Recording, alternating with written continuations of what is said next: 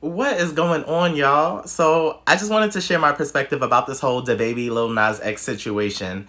And initially, I just wanted to see where you guys' perspective would lead the conversation, and it's led it straight to hell. So, hey, why not join in? Um, DaBaby, Jonathan, I actually was a fan of yours, so I'm very disappointed. The comments that you made at Rolling Loud not only were ignorant as hell, but unnecessary and not based in fact. And I'm not a sexual health expert, but what I will say is that the days of HIV and AIDS killing you in 2 to 3 weeks are long gone. If this was the 80s, maybe that comment would have held a little more weight, but now it's just incorrect and unnecessary.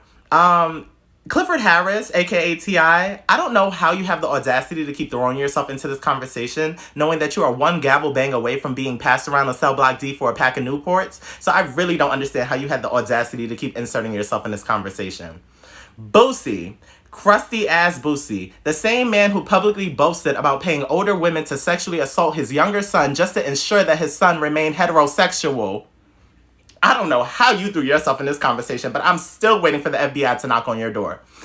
And as far as this whole thing about the heterosexuals versus the homosexuals, I don't feel like that's what this conversation is about. I feel like it's about human decency versus being an asshole. DaBaby did not have to make any of those comments. I guess the days of put your hands in the air if you got a $20 bill have passed. Now we're separating our audience based on sexual status.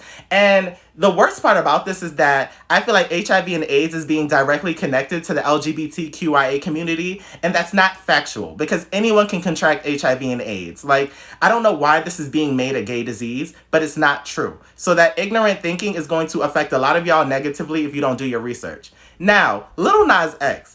I don't know why he keeps being thrown into this conversation as the sacrificial lamb, but he is doing nothing other than living in his truth and providing representation for the LGBTQIA community.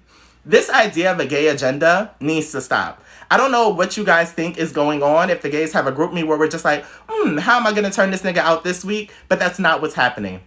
Lil Nas X living in his truth in media is not an agenda to turn the audience gay, okay? There has been heteronormative representation on TV for decades at this point. And never once have I watched a TV show with a straight man and a straight woman kissing and said, I should go date a woman. That's not my truth, and that's just not how media works. So Lil Nas X is solely providing representation and living in his truth. And Lil Nas X is not representative of the gay black community. Once again, no one person is representative of any community.